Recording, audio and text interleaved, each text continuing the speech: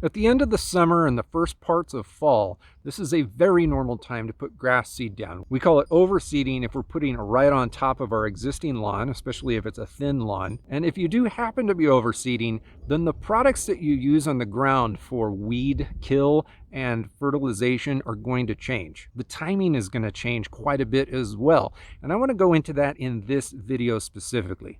Now, if you haven't put seed down yet, you're going to want to kill weeds in the lawn before you put the seed down, because if you put seed down and then wait a few days, maybe wait a couple weeks, and then try to kill the weed killers, most of them are going to start killing your baby grass. If you're using just an over-the-counter bottle of spectricide or something like it, or you're using something more fancy, let's call a concentrated version of similar active ingredients, or even if you're using an organic line. Now, organic stuff, you can put organic iron stuff on weeds after baby grass is sprouted for about 10 to 14 days, and it should be fine. But most people don't use that. Most people use the chemicals. If you have seeded already, make sure that you do not use these ingredients on the new baby grass. If you are planning to put grass seed down over your entire lawn, then you're going to want to do this and then wait at least 10 days before you start dropping seed on the ground. Now, if you don't want to put a dedicated weed killing product down, you can also use a generic weed and feed product. These aren't my favorite because I like separating the weed killing active ingredients from the fertilizers. You can dial in the correct amount of everything much better. And honestly, you can get the timing of your application right too if you separate the two into two completely different processes or applications. If you do go down the weed and feed route, however, you're going to want to make sure that you don't use a weed and feed that includes a pre-emergent, because the pre-emergent will also stop the germination of grass seed if you put it down on the lawn.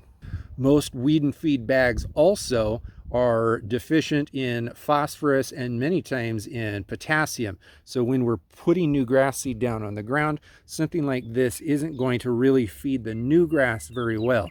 It's going to include, this bag includes a lot of urea nitrogen, which is a very fast acting nitrogen source. So by the time the new baby grass starts growing and starts needing that nitrogen, most of it has already been used up by your existing lawn, or it's just like gassed off and doesn't even exist anymore. So what I do recommend is putting down one of these weed killers and then putting down a dedicated fertilizer later, a couple weeks later, when you go to put the seed down. And you don't necessarily need to apply a starter fertilizer when you're just doing an overseed project, but you certainly can. There are starter fertilizers like this that really fall into line with what I prefer in the fall, a balanced fertilizer. This is a 12-12-12. That's labeled a starter fertilizer. This one's not labeled a starter fertilizer, but it's also balanced, 5-5-5. If I put any product like that down on the ground a couple weeks after putting grass seed on the ground, then the baby grass, along with the existing turf, is going to fare much better. It's going to be adequately nourished as fall progresses and gets closer to winter. Now, one of the main problems with using like a turf builder product or that starter fertilizer that I pointed at is most of those products use synthetic or semi-synthetic ingredients like urea. That nitrogen source is very fast acting and unforgiving in the instance that you accidentally over apply or have some sort of accident, or spill it on the ground or something like that. That's yet another reason why I like using stuff like this. This fall fix is a 5-5-5. If you don't think you need phosphorus in the lawn, then you can use something like this. Grass Genie, which is a 1006. All of this is organic stuff. Or you can stick with the Scott's line and use their natural lawn food. This is an 11-2-2. So you're still getting a lot of nitrogen relative to the phosphorus and potassium, but at least you're getting phosphorus and potassium. If you're in an area where you really don't need phosphorus at all, there's plenty of organic fertilizers that don't contain it, 502. What I also like about these things is that they're adding organic matter into the lawn, and it's pretty easy to add extra potassium. When you add extra stuff, like alfalfa meal or a dedicated micro booster.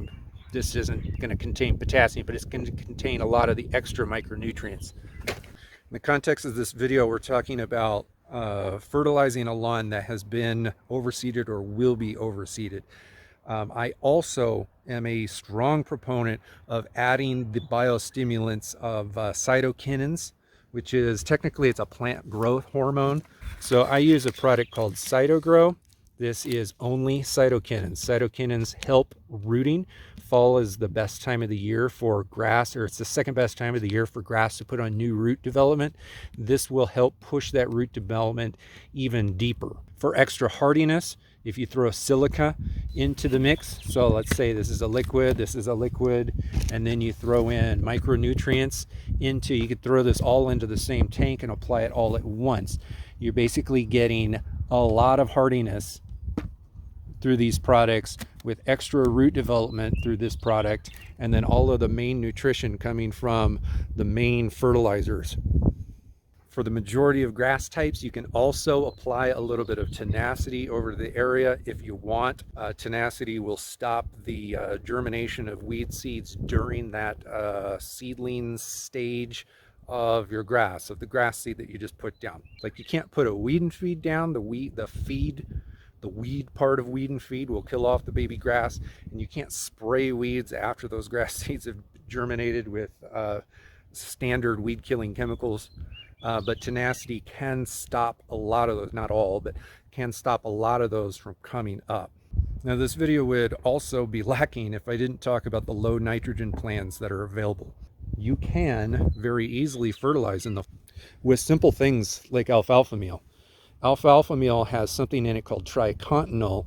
Tricontinol also helps push rooting of grass. So if you fertilize with this, you're pushing a very low nitrogen plant. So your grass will be healthy and it will grow, but it won't grow vigorously like it would if you're throwing down a urea or a synthetic nitrogen. You're also getting the same amount of potassium as the nitrogen. So if you were to pair alfalfa meal with something like Milorganite, if you actually wanted a little bit more nitrogen, then that's an option. But this will work all on its own. Not only that, but there are liquid versions of the low nitrogen plant as well.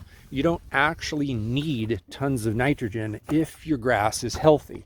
This is a company called Lawn Bright. My daughter stuck a net on it.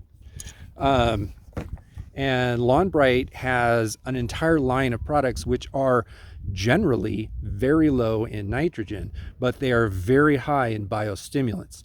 And all you do, I don't have it here in front of me, but you connect this to your hose. They give you a little connector and you just connect it to your hose, turn the hose on, and then spray it all over the lawn. Not exactly randomly, but it kind of feels randomly. And when you do that, you're going to be pushing a lot of slow, healthy growth with this. Your lawn will not grow nearly as fast as your neighbor's might, but it's going to be awful healthy. If you really want to go down the rabbit hole, you can start getting soil amendment products. These things don't do hardly anything to the soil, to the grass itself, but they build the soil up. This is Lawn Box. It's the same guys that make this, but there are plenty of other soil building products out there. You can throw down biochar, you can throw down earthworm castings, you can throw straight humic acid. If you've got high pH soil, you can apply sulfur in the fall.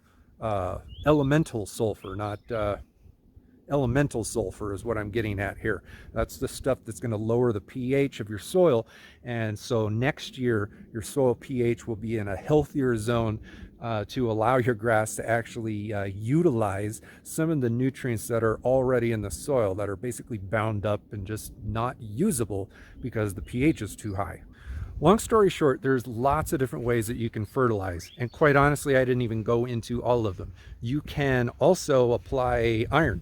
So if you want to only push green, a deeper, healthier green in your lawn, you can put down a product called Ironite or a liquid chelated iron for lawn for lawns and for grass. These products are going to not exactly fertilize, but they're going to help your grass get greener and I don't know, just look richer, just look like a healthier lawn without pushing any growth whatsoever, because these products almost never contain enough nitrogen or any other nutrients in them to push extra growth.